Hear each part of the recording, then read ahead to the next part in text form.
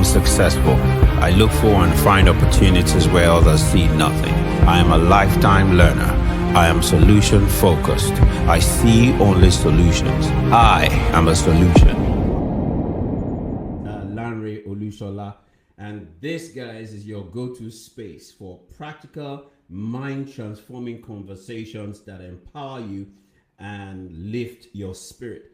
Now, whether you're struggling with depression, anxiety, fear, or whether you're struggling in your relationships, in your career, in your business, or in your life generally, this is the place to be. We would work with you here with the conversations to transform your mind and to transform your life.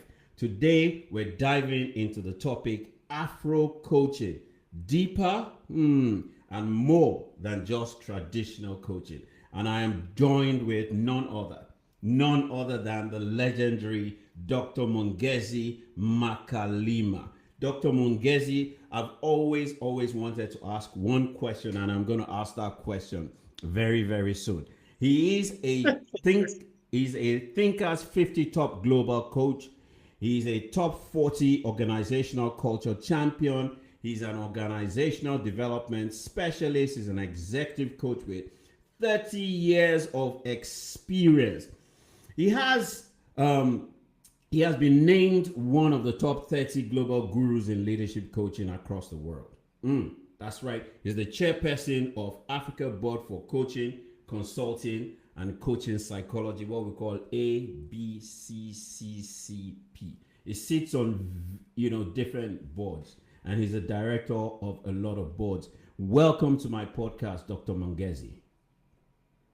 Thank you so much. It's good to hear the introduction, and it's good to see you. Awesome stuff. It's good to be here with you. Now, listeners, this is not just another podcast. This is a journey towards your transformation. Your life will never be the same again. Your career will never be the same again. And if you're a coach, your coaching practice will certainly be disrupted today. Dr. Mongezi is a disruptor. Now, Dr. Mongezi, the name Mongezi, it sounds like the name of a very powerful African warrior. What does it mean?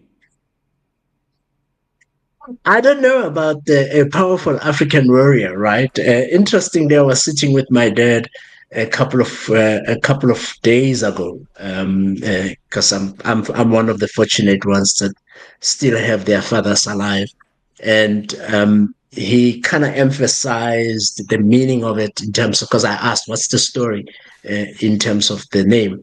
So in a East Coast tradition, first of all, the name Mongezi, traditionally, it meant the firstborn child of a pure couple. A pure couple meaning the husband and the wife don't have a child on either side. So this is the first of the family in a marriage. So that's essentially what that means. So you're born within wedlock, in the right way. And so Ugongeza in isiXhosa means to add or to complement. So essentially, he said, when I was asking him, I gave you that name because you were here to complement me, to add to my family and to add to me. So that's what it means. But interestingly, when I was doing my master's in coaching, it became quite interesting because I actually have two names, and because we were required during apartheid days to have a Christian name, but I won't share that. I'll just stick to Mongezi for now. And one of the things that happened when I was doing my master's is realizing how my name actually continues to show up in the work that I do. And that's a principle that I carry now when I work with every leader. It's around, first of all, let's go back. How did you get your name? So I'm glad you asked that question. Wow, this is so powerful because your name means to complement, your name means to add value, and that is the essence of what we do as coaches. That is the essence of our purpose. So your name is actually purpose, and you are actually living your purpose and your name. This is so profound. Literally. Literally, I walk in, I say to people, I work with very smart people. So I don't work in with an assumption that when I walk into the room, there's nothing. I actually walk into the room knowing there's some wisdom, there's some cleverness, there's some need. And even when people don't find it, I mean, I think between you and me, we know the whole idea around um, every action has a positive intention. So even in really bad circumstances, we've just lost a colleague, an associate, a few days ago, for example. And I was sitting in a board meeting, and everybody was just crying and all of that.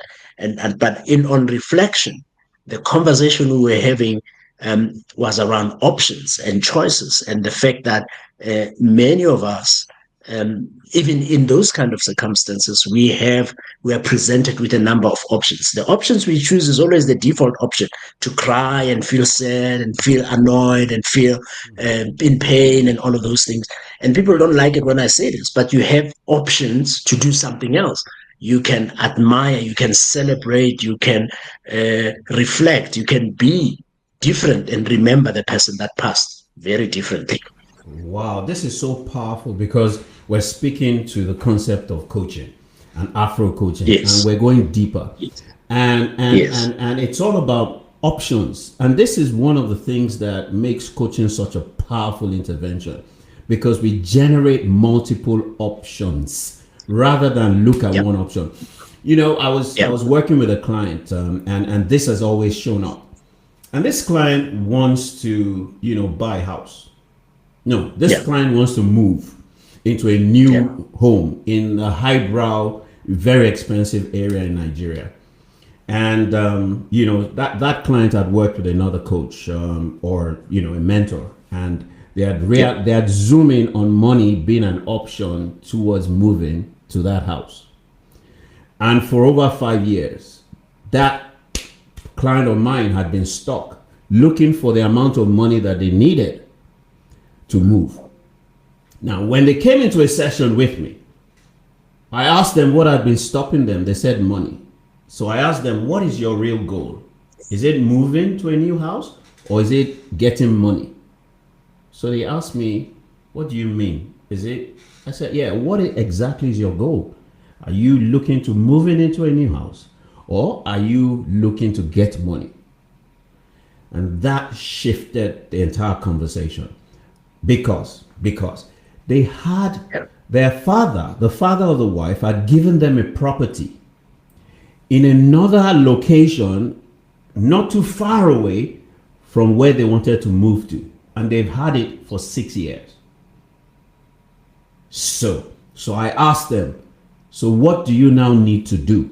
So they said to me, what Yeah. do you mean? We need money. I said, right, you need money, but you just told me that you have a property not too far away. So what do you need to change? Oh, and the lady said to me, my father would never let me sell it. Oh, my father would never let me sell it. He gave it to me. He would never let me sell it. So I said to her, have you asked him? She said, no. So she thought about it, said, what does it cost me to go and ask him? So we wrapped up the session. She went, she asked her father, and her father says, what is my business with what you do, with what I gave you 7 years ago? What's my business with it? Do you mean that you locked that house up for 7 years? She said, yes. Wow. Guess what? They moved into the home that they wanted to move in a month after that session,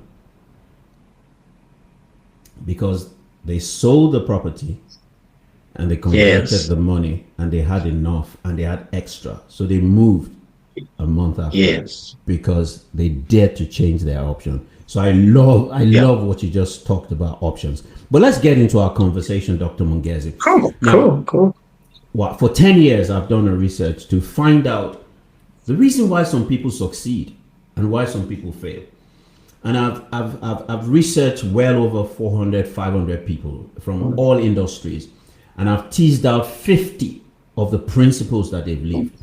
And I know my team has shared those principles with you. Which will be your top 7? Sure. Having worked with executives, highly intelligent people, high profile people in the last 30 years of your executive coaching, which will be your top 7 and why? If you could just break that down for me in about 7 minutes. All right, all right, cool. It was interesting to actually go through the list and have to pick a few. So let me share what I picked in no particular order. So I was quite random in how I picked it. So I'll start with identity as the first thing. I mean, um, we already kind of kicked off a little bit about that. Who are you? What are you all about? What are you here for? I find that a lot of our human suffering comes from the disconnect or the disintegration between who we think we are, and who others think we are. And that creates this cacophony of noise that if you don't actually do the work first around who are you, what are you all about, um, and this is beyond race, this is beyond gender, this is beyond age, this is beyond language, because most of the time those are the fundamental stuff that people talk about and say, oh, I am a man, I am a woman, I am Nigerian, I am South African. All of those are real, yes, but they are relative definitions of who you are. They are not necessarily who you are necessarily. So who are you at the core? And I think I use an acronym VAMP, uh, for people to actually at least get to the core. I mean, there's 8 other things I've identified around who are you in terms of my research, but I say to people, if you can just say, what are the 4, what are your values? What are those things you hold quite dear, non-negotiables? 2, what are your attitudes? An attitude here is a psychological term rather than the one we use. So it's not about whether somebody has a bad attitude or a good attitude. It's more about a positive inclination towards something, right? What do you have a positive inclination towards? So some people would call it passion.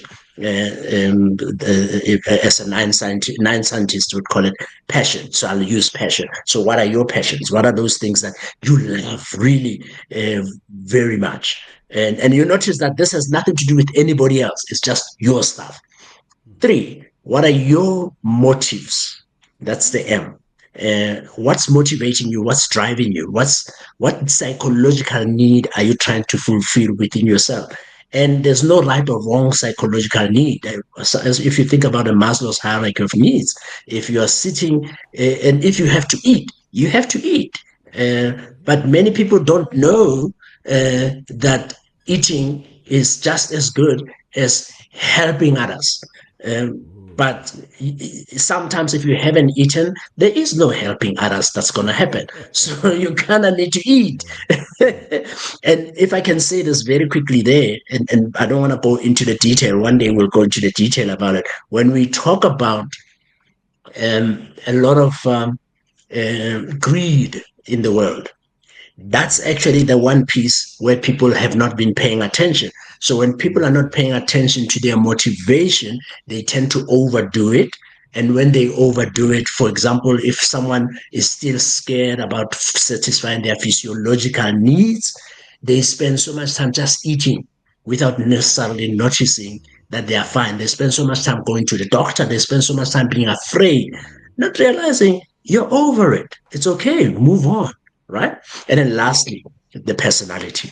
And how do you tend to respond continuously to life every day, in a way that it is? So when you understand your vamp, it already starts you up on a journey towards understanding who you are. And of course, we spoke about the name. And really, I always say to people, know where your name comes from. From an African perspective, names are not, in fact, from a human perspective, because I realized it's not just, because I've been coaching across the world, not just on the continent, I realized that every time I ask a Sarah, what does your name come from? And I ask a Michael and I ask an Andrew, what does your name come from? And I say, let's take an Andrew. And Andrew, if you go and if you're an Andrew and if you're listening to this and you're an Andrew, here is something you're going to relate to. You're going to find that usually you have bigger shoulders than mine, so, because you can see my shoulders are a little stooped. Andrews have shoulders that are usually like this because the psychic gift for Andrews is essentially to carry the weight of other people on their shoulders. So Mm. many Andrews actually end up carrying everybody's problem but their own. So they actually tend to be, if they're not paying attention, they tend to be alcoholics, they tend to be neurotic, they tend to be the person that's actually suffering and struggling a lot in the family and carrying everybody's family. So if you're an Andrew and you're listening to this, this is research, this is data. So it's not a black thing, it's not an African thing, it's a human thing. And Africa is the land of humanity. So we become very smart about the idea that your name is not just a label, your name is actually a spiritual blessing or a curse. This is so powerful because you've expounded on just one identity. You've talked about knowing Yeah, yourself. You've talked about values. You've talked yeah, about insight. You've talked about inspiration. You've talked about attitude. You've talked about motives and motivation. You've talked about passion, and you've talked about yeah, personality, which are all part of the secrets that I've discovered. So you've yeah, unpacked it, and yeah, you've spoken to a lot of those secrets and principles. So coming out of yeah, those principles, right? Let's yeah, go to the topic that we're discussing today, Afro coaching, much deeper. Afro coaching is much deeper. I'm currently writing a paper based on the research I've been doing in the last 3 years, and I'm going to share with you, Dr. Mongezi, before I set it out for publishing. And it's about Afro coaching and going back to our roots and realizing that whole concept of integrating different interventions is deeply African, whether it's dance, whether it's music, whether it's sound, whether it's the concept of Ubuntu, communal, interventions and family interventions and community and society interventions, or whether it's the yeah, concept of incantations, which they call affirmations today.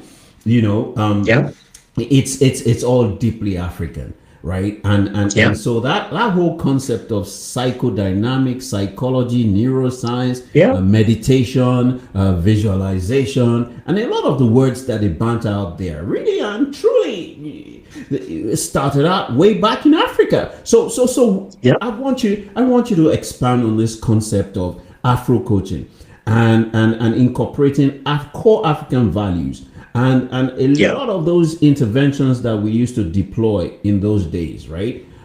How did we yeah. use it? And how important was it?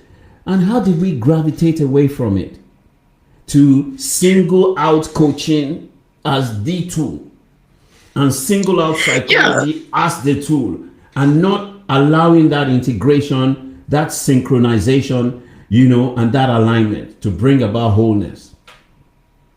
yeah. Well, I mean, that's how long do we have, right? Just keep going. Just keep going. Just keep going. Yeah, but I think at the end of the day, if we go back to just that, and because you asked me about for 7 things, and I gave you just one, and exploded just that one, and you can see why I chose that one first, because it actually is massive.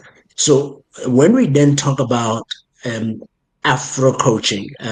There are days when I actually make a bit of a joke about that concept because I'm going like, oh, I see people with big afros coaching in a room. But at the core is what are some of the indigenous principles, Africa based principles you use? And I think I've just shared a little bit of that with regard to having to understand where people come from, having to be with people in terms of their whole lineage. Who are you named after? Where do you, what's your name coming from? Understanding people in the context of in the context of a community. At ABCCP, for example, when we designed coaching competencies, one of the coaching competencies is, are you are you working with the client within the context of their community?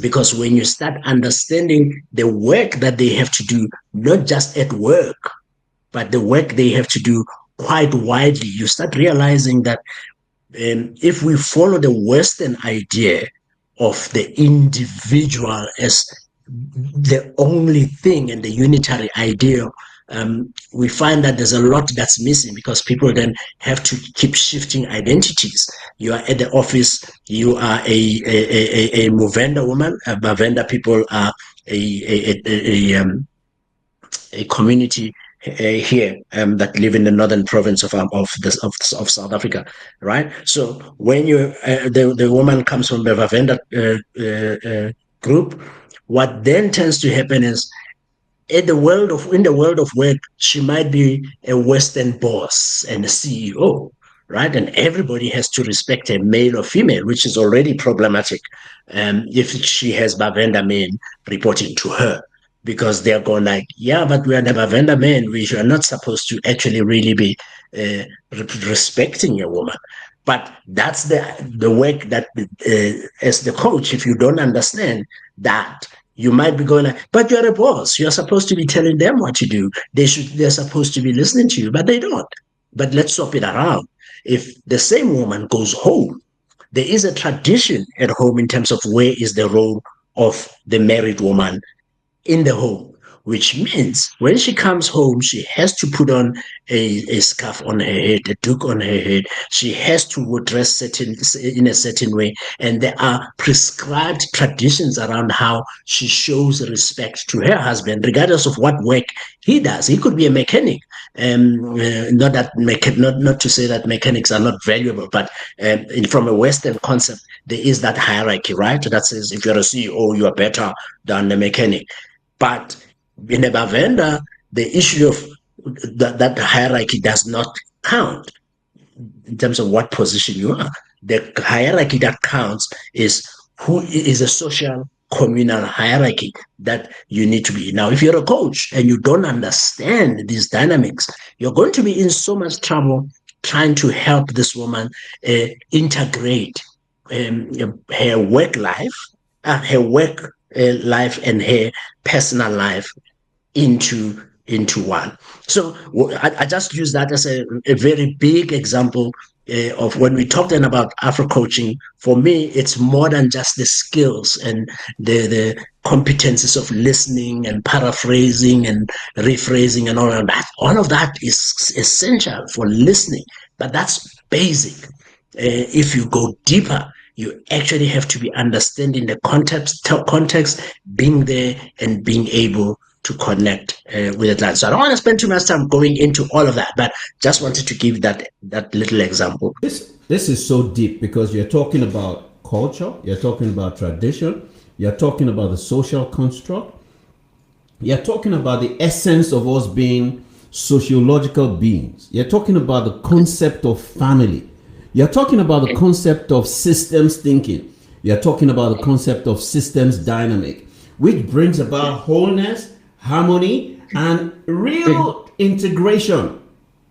Yeah. Wow, this is deep. Yeah. And this is what we're saying when we're saying that we've got to approach coaching from a completely different perspective, especially for us as Africans and in Africa, because our existence is completely different from the West. Now, please, can you give me a story of where you have used this, an example of where you've used this to bring about a big transformation and a big change for a client, without even mentioning who the client is? Yeah, the example I just shared now actually is a real life example of one of the experiences, because I coach CEOs, I coach leaders in the C-suite, and the life of a leader within the C-suite becomes very different, right? Because their identity comes with power that says, hey, there's a projection to your power, and this is how people are supposed to be treating you. And she was crying around, I'm experiencing so much dissonance because, first of all, when I need to be leading my team, and many of them are men because she was in a very masculine industry in mining. I really have to work very hard. But then now I have to now reconcile it with the idea that I have to get home, and how do I work in my relationship with my husband, who is also a man. So at first, the coaching was the men in my life are giving me problems. But as we started reframing the conversation in terms of perspective, right? To say, okay, are they giving you problems, or are you finding it difficult to navigate the relationship and negotiate the relationship? So that sounds like a lot of work. I said, welcome to real life. All relationships are negotiation, literally everything. So if you start negotiating those relationships and you start realizing that the gentleman, but that's not what I said, but that's what it ended up with. She started realizing that the gentlemen that report to her at work are her brothers, not blood brothers, but community brothers. And if she starts working with them as community brothers and she's an older sister, it's a different conversation altogether. Even if she's not older in age, but she's older in rank. And when she then can take that and negotiate herself into that conversation, it becomes a very different conversation because the older sister can now go home to her husband and not have to treat her husband as if her husband is her employee. Her husband is her husband. And she needs to then negotiate the relationship with her husband as, hey, hubby, when I'm at home, I am your wife, and that's all that matters. Because there's also the opposite, by the way. I don't want to necessarily go into too much of it, but you might find that there is an esteem issue that comes with a man who is married to a woman of that stature, and then they start acting up. So the negotiation and continuously clarifying that relationship is powerful. It's very key. I love that. I love that. So you are the, chairman, visionary of ABCCCP, right? And it's all about coaching. It's all about consulting. It's all about coaching psychology. And we're in collaboration with you, the Life Coaching Association of Nigeria, and in collaboration with ABCCCP, and we share the same concept, right? So I mean, we went to school. I did my coaching. I did my master's in the West, and every time they told me, separate coaching from psychology, separate psychology from neuroscience, separate neuroscience from consulting, separate consulting from psychodynamics and energy psychology. You know, you're bridging the ethics of the practice. And I keep telling them, guys, it cannot work in Africa. We have too many traditional issues. We have too many cultural issues. We have too many religious issues. We have too many belief issues. We have too many trauma issues. We're all traumatized. You don't understand it. So a standalone coach that is practicing T-grow, that is practicing just goal setting, right, is disadvantaged in Africa if you want to work with an African anywhere in the world. Anywhere in the world. Now, what is the role and how important is it for you to be trauma informed, for you to incorporate visualization, for you to incorporate meditation or the concept of consciousness and the concept of energy psychology, the concept of understanding how the brain works, neuroscience, and understanding some element of CBT or therapy, and incorporating all of that into what you're doing as a coach so that you can help your client really transition from where they are to where they desire to be. What is the importance of knowledge? What is the importance of holistic, knowledge and acquiring all of this and understanding all of this, understanding the spirit, the soul, the body, the environment that you have just described of your client, and being able to skillfully and professionally deploy these tools in helping them? Yeah, I don't know, Lanre, but my answer might be quite disappointing, right?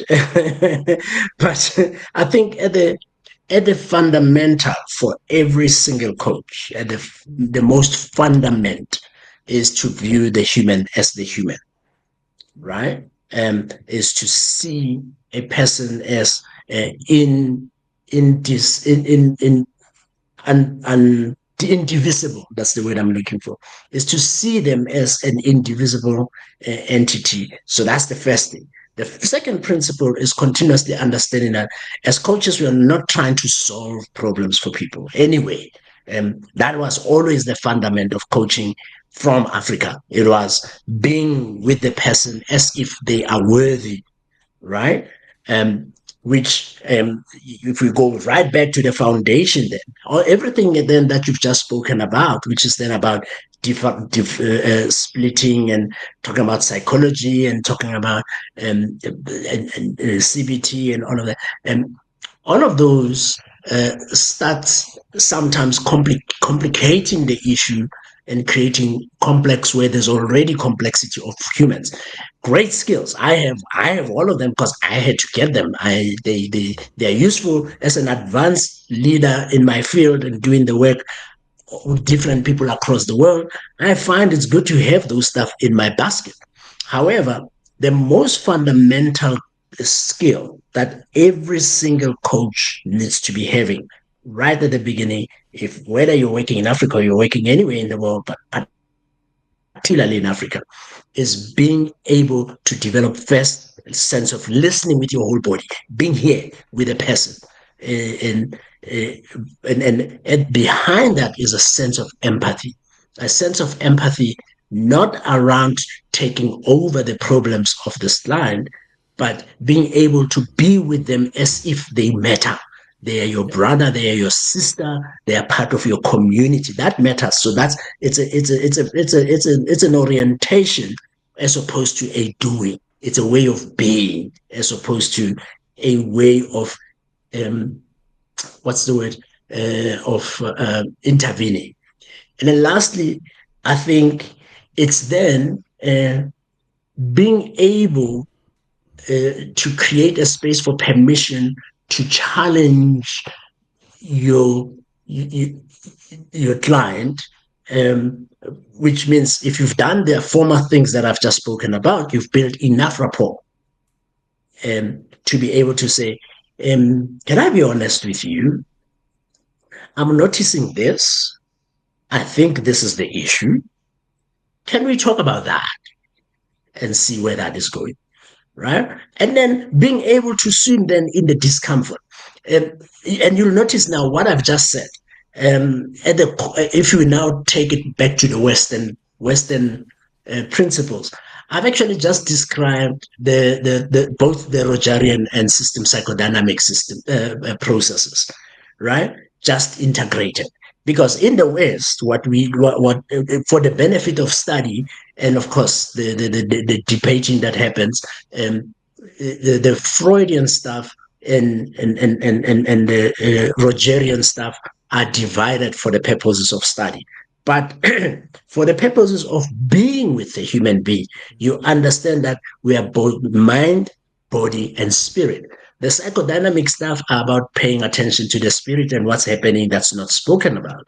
While the Rogerian stuff are about being there, being positively inclined, unconditional positive regard, Ubuntu, being with a person as Umuntu, as a human. And then you then talk about the CBT stuff, which for me is always very interesting, the cognitive stuff, because we tend to think about it in English, right? But grandmothers, at least where I grew up, grandmothers had a way with language where they would essentially NLP you without really calling it that. So it would be something like, oh, you are not married yet. It's not a question. It's London. And then, oh, my child, you have grown up. And then they look you deep in the eye. It's not a statement. It's a question, because Hmm. right at that moment they have completed a full sentence. So when you're a coach and you now understand the grandmother's language, because I think we tend to think NLP is an English language, and it is. We use it in English, in English. The Albert Bandler, the Bandler stuff, and we use it in English. But if you go back to grandmother, you'll see that grandmother used a lot of the NLP um, presuppositions in their interactions with people. So, what am I saying then, in summary, in case I've gone on too long? Um, in learning the skills of coaching as an advanced intervener, it is really important, first of all, to get down to basics of being with a human as if they matter. And then being able to develop then your competence around being able to name things when you see them, because it helps you separate. But when you're intervening with someone, you're not separating, you are intervening with them as a human being at that time. Now, I wanna do this because I'm a trained psychologist, so I also want to keep managing the boundaries.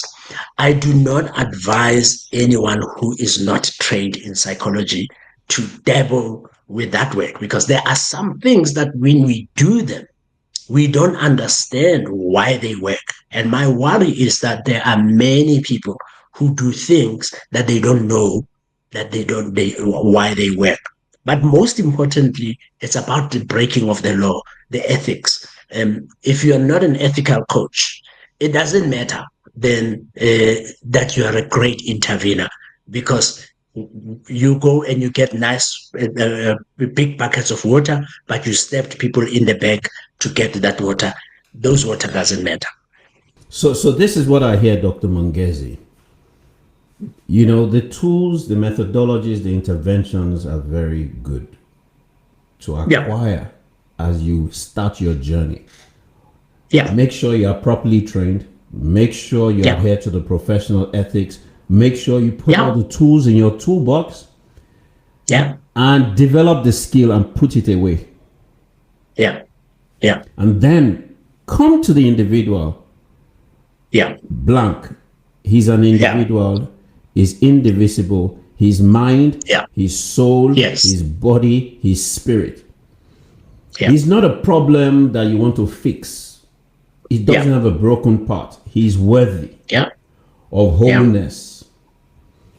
Understand that the essence of everything that you are going to deploy requires that you flow, requires that yeah, you are fluid, you are flexible, and yeah, you are dynamic. And you yeah, are there to hold the space, to yeah, create psychological safety and emotional yeah, safety. And yeah, you realize that it's that dynamic, that yeah, dynamic in our relationship and our engagement yeah, that encourages the solution to evolve. yeah, You're yeah, not the solution, you're not solving the problem, but you are yeah, challenging the client, right, for the yeah. solution to come from them, whether it's in Or your not. land or not. Yeah, Yes. or not, or not, because I think this is another thing that is a bit of a challenge when it comes to coaching. A lot of the coaching we've been doing has been here that is imported from the West, is solution focused coaching, right? Um, but coaching is not necessarily solution focused. Coaching is just a way of being with someone to help them think better, to help them uh, connect better. So just creating an alliance and creating a space for people to recognize and see themselves and feel themselves and aspire without your guidance is and most amazing thing. I keep talking about grandmothers because I was raised by five, right? And I watched how, in as much as they were trying sometimes to make me something else, but most of the time they understood that I'm just who I am and I'm going to become whatever I'm going to become.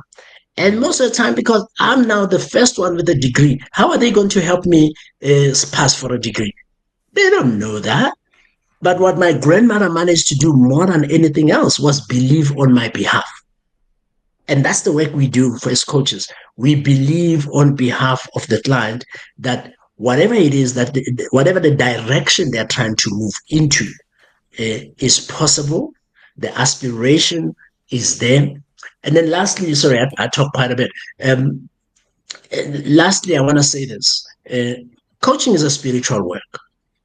Say that again. Say that again. Result, Say that again. as, Say that yeah, again, Dr. yeah. Mongezi. Say that again. Coaching is spiritual work for exactly what I'm talking about. Because what you're doing is you're coming into the room believing without evidence that there is something that you're doing. It might not actually end up giving a solution to this client on that day, in that week, in that month. In fact, Sunny Stout Rostron, um, my associate and colleague, has been doing research looking at the reverberating results of coaching, lagged results of coaching or lag impact of coaching over 10 years. 10 years down the line, some people are only then making sense of, oh my God, so this is what we were talking about. And then they remember. I've had people call me and say, Dr. Mongezi, I remember 6 years ago, this and this and this and this. And then you asked me this question. And then only now did it make sense. And I actually didn't like you at that time because I thought you were not helping me. But I realized now that the power of that question, you were just planting a seed. This is so powerful because traditional coaching leads you to making sure you find a solution in each session or at least Yeah. terminate it somewhere. Yeah. But what we're saying is coaching is about exploring. Yeah. Coaching is about going on a journey of insight. Coaching is Yeah. about going on a journey of thinking. Coaching is a journey of going on a journey of believing. Coaching is going on a journey of perception and emotional responses and getting to know you and learn you and be you. And there are different ways, to get into this system. Coaching is a system that is spiritual. It is emotional, it is psychological, it is mental, it is physical. And it's all of that because the person that presents before you is all of that. Yeah, it's a full human being with a spiritual gifting, a spiritual sending that partly you are here to enable. You just don't know because it's not up to you to find out. It's not up to you to know. But if you believe in something higher than just humans, and I don't say everybody should believe in it, but at the end of the day, some things we kind of don't have a choice in the matter whether you believe in it or not. It exists because it's not dependent on your belief, right? But I'm being controversial now. But at the end of the day, the person that's sitting in front of you was there before you showed up. And they will continue to be there after your 12 sessions or your 20 sessions, or if I don't know what happened, your 35 sessions are finished. Wow. So one last question, Dr. Mongezi, before I now come and ask you one final one, right? Sure. So for a coach that has studied in the West, for a coach that is practicing based on what they learned in the West, you're African, you work across the world, and a good number of your clients are African, or you're practicing in Africa. What do you need to begin to think differently? What are the gaps, and what are the things that you need to begin to add to it in terms of maybe your lifestyle, your mindset, your approach, your coaching dynamic? Where are the gaps? Having done this for 30 years, having trained and certified across board, where are the gaps? And from an Afro coaching perspective, what is the message to every Yeah. African coach out there, especially if you really want to make impact in Africa Yeah. and Yeah. in the lives of Africans? Yeah, I think maybe two things. It could be three. I think first, what happens most of the time in the West is around, so in the North, is around process. Get over your process. It might not work. Here, so the steps and all of that come ready that it might not look like what you thought, right? And this is not an African thing even. It's just a human thing, right?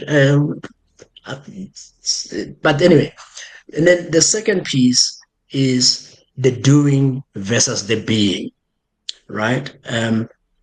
We as soon as you, this is now a Western concept, so when you come out of America, particularly North America, and you come in and work in Africa, um, let go of knowing and the doing.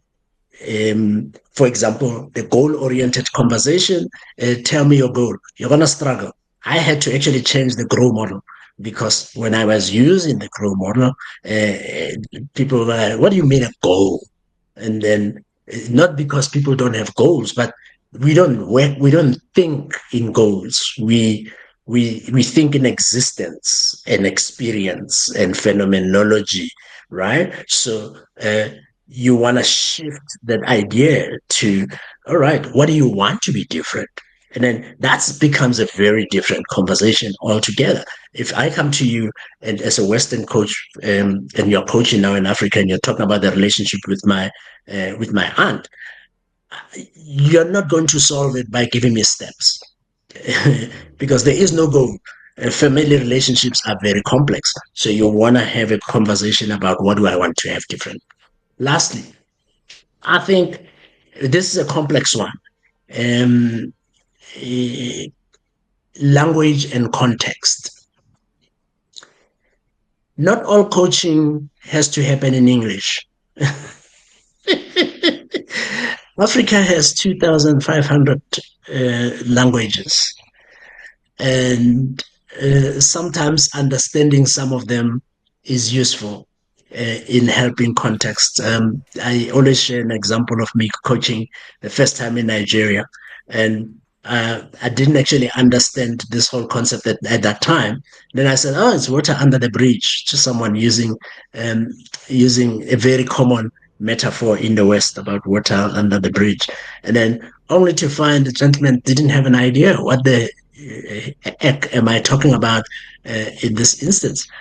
But if I had spoken about a lizard going up the Iroko tree, for example, that context would make sense because it would describe a little closer what I'm trying to say.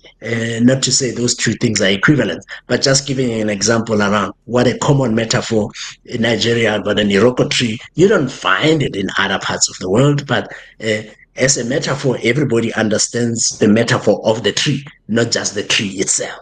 So understanding those concepts and context of the individual is so powerful. Not about asking them questions, because people, ooh, this is going to be annoying. When you, if I don't think a fish, I've never been a fish, but I don't think a fish sees water when it's swimming. So asking people about their context is also not exactly very helpful. But listening very deeply to how people are describing their lives is a lot more useful. Wow, I love this. I love this. You know, get over the process. Don't make it about the process. Don't make it about the tools. Don't make it about the methodologies. Don't make it about the doing. You must become. Be. Yeah. Be. Be. Yeah. And make sure it's not about the goal. It's about the growth journey. You know, There are some clients that might want goals, by the way. That's why I said in the last one, be there and listen, because it might be they do want goals. yeah, it's about the experience. It's about what they want. It's about that journey in progress along that experience and that journey of growth, that growth trajectory. It never ends. It never ends. But most importantly, watch the language watch the metaphors, watch the context. You have to adapt it to who you're working with and the whole system that they have been a part of. Wow. Wow. Thank you very much, Dr. Mongezi. Dr. Mongezi, you work very hard. Very, very hard. You lecture, you coach, you are chairman, you're on different boards. How do you relax? Well, I'm fortunate, first of all. So I'm gonna say something again weird. I'm fortunate. I don't work.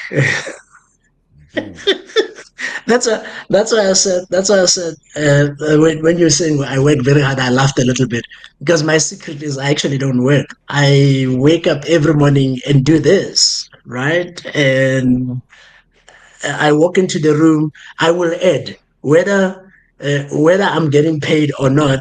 People will not leave the room thinking the same, because that's just who I am. So I was going to say, for example, I listen to music a lot, and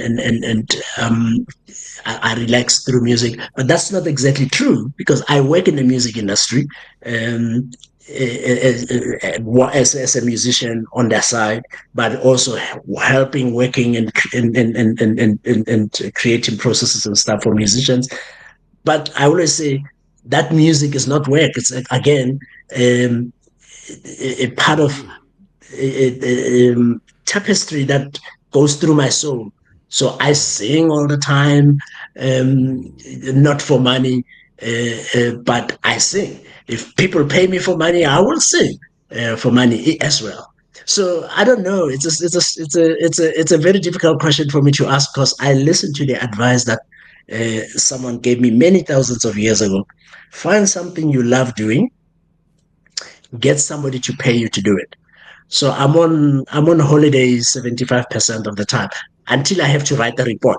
So that's work. If I have to like write a report for somebody and all that, that's now a bit of a struggle. Thank you very much, Dr. Mongezi. So music, singing, sounds, beats has always been core African therapy for trauma. Yeah. South Africans, black people, when they were slaves, they used sound, they used songs, they used beats to overcome trauma, to stay sane. Wow. Yeah. That's one of the very, very deep research discoveries that I found. Wow. Thank you very much for your wealth of experience, Dr. Mongezi. And I want to thank every listener for joining us in the Be Transformed podcast. Remember that transformation begins and ends with you, but it starts with the renewal of your mind. If you found today's discussion of great value, whether you're a consultant, whether you're a coach, whether you're a psychologist, whether you're a therapist, or whether you're just a listener that is looking to changing their lives, then don't keep this message to yourself. Make sure you share it. Subscribe to my podcast. Listen to it on audio in Spotify and Apple, or wherever you listen to the podcast, right? Let's go out there in the world and be, like Dr. Mongezi says, let's become what we were created to be. On that note, we'll call it a wrap for today. Shalom. I am successful. I look for and find opportunities where others see nothing. I am a lifetime learner. I am solution focused. I see only solutions. I am a solution.